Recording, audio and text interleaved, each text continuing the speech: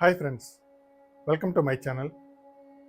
ఈరోజు మన ఛానల్లో అయ్యప్ప స్వామి వారి జన్మ వృత్తాంతం బొమ్మలతో చెప్పబోతున్నాను. మీకు నచ్చితే లైక్ చేయండి, మన ఛానల్ని సబ్స్క్రైబ్ చేయండి.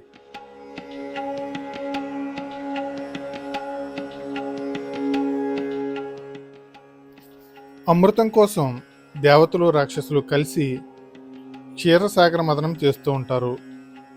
అందుకోసం మందర పర్వతాన్ని కవ్వంగా చేసి వాసుకి అనే సర్పాన్ని తాడుగా చేసి చిలుకుతూ ఉంటారు.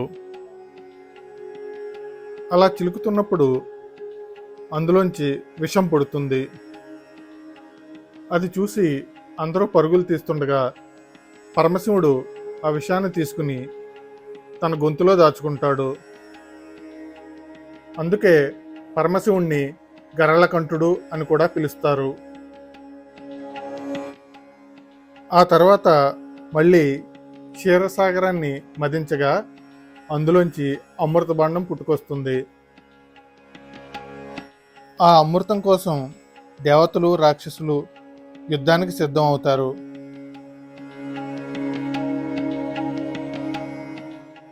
అది చూసిన శ్రీ మహావిష్ణువు అతిలోక సుందరి అయిన జగన్మోహిని అవతారంలో ప్రత్యక్షమై రాక్షసులను మాయ చేసి దేవతలకి అమృతాన్ని అందిస్తాడు. అలా దేవతలకి అమృతాన్ని అందించి వెళ్తుండగా జగన్మోహిని అవతారంలో ఉన్న శ్రీ మహావిష్ణువుని చూసి శివుడు మోహిస్తాడు. వారి ఇరువురి కలయిక వల్ల ఒక బాలుడు జన్మిస్తాడు.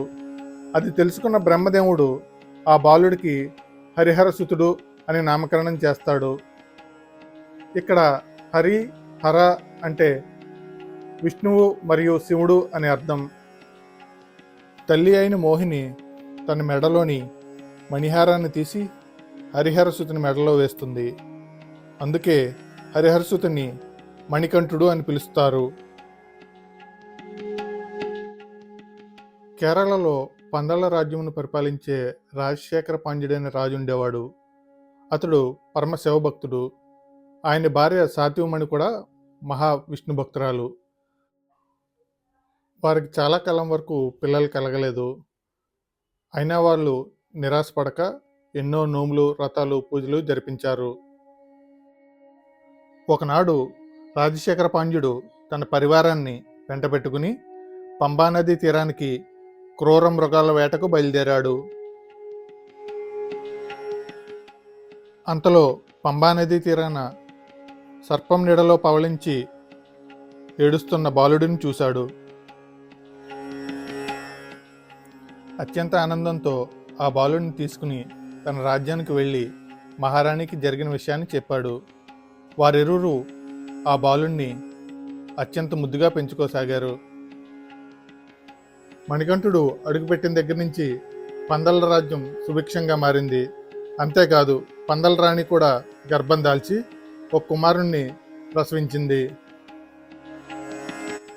మణికంఠుడు వయసు పెరుగుతున్న కొద్దీ సకల విద్యల్ని అభ్యసించాడు. అది చూసి ఓర్వలేని మంత్రి మహారాణి దగ్గర మణికంఠుడి మీద లేనిపోని అభాండాలన్నీ చెప్పేవాడు. ఒకరోజు మహారాణి తనకు విపరీతమైన తలనొప్పిగా ఉందని చెప్పి అది తగ్గాలంటే అప్పుడే ప్రసవించిన పులి పాలు తాగాలని రాజవైద్యులతో చెప్పించింది. అందుకు మణికంఠుడు పులిపాలు నేను తీసుకువస్తానని మహారాజు అనుమతి అడుగుతాడు. అందుకు మహారాజు ఒప్పుకోడు. మణికంఠుడు మహారాజును బ్రతిమలాడి ఇరుముడిని తలపై ధరించి చేతితో విల్లును పట్టుకుని అడవికి బయలుదేరతాడు. అడవి దారిలో దేవేంద్రుడు కనిపించి స్వామివారి జన్మ వృత్తాంతాన్ని చెప్పి మహిషి అనే రాక్షస ఆగడాలు ఎక్కువైపోయాయని, దానిని చంపడానికి ఇదే సరైన సమయమని చెప్తాడు. అప్పుడు మణికంఠుడు మహిషిని సంహరించడానికి బయలుదేరి ఘోరమైన యుద్ధం చేసి మహిషిని సంహరిస్తాడు.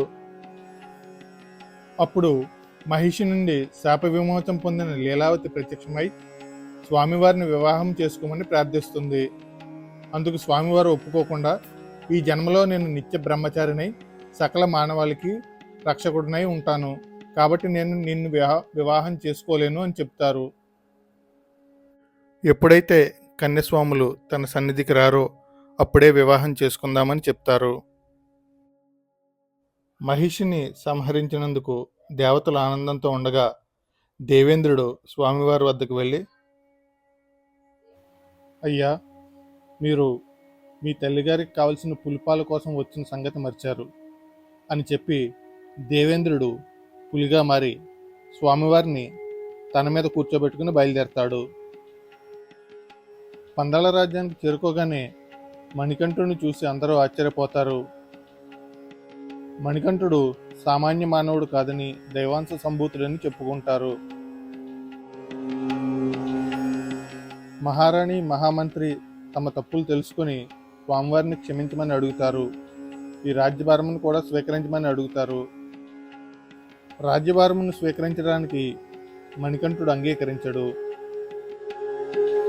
పందలరాజు, అయ్యా, నీ పట్టాభిషేకం కోసం సిద్ధం చేసిన ఆభరణాలు స్వీకరించమనగా మహారాణి, అప్పా, మీరు మా వద్దే ఉండండి అని కోరతారు. వారి ఆవేదనను గమనించిన మణికంఠుడు వారి అభిష్టాన్ని మన్నించి తనని కన్న కొడుకుగా చూసుకుంటూ అయ్యా, అప్ప అని పిలిచినందుకు అందరి చేత అయ్యప్ప అని పిలిపించుకుంటాను అని చెప్తాడు. నేను ఒక బాణాన్ని సంధిస్తాను, అది ఎక్కడ పడిందో అక్కడ ఒక ఆలయాన్ని నిర్మించండి. ప్రతి మకర సంక్రాంతి పర్వదినాన నా భక్తులకు మకర జ్యోతి రూపంలో దర్శనమిస్తాను. ఆ గుడి వద్ద 18 సిద్ధులకు సంకేతంగా 18 మెట్లు నిర్మించమని చెప్తారు. ఆ సమయంలో నా కోసం చేయించిన ఈ ఆభరణాలు తీసుకువచ్చి నన్ను అలంకరించండి. అలా నన్ను దర్శించిన వాళ్ళకి అష్టైశ్వర్యాలు ప్రసాదిస్తానని స్వామివారు చెబుతారు. ఇది అయ్యప్ప స్వామివారి జన్మ వృత్తాంతం. Thanks for watching. Please subscribe my channel.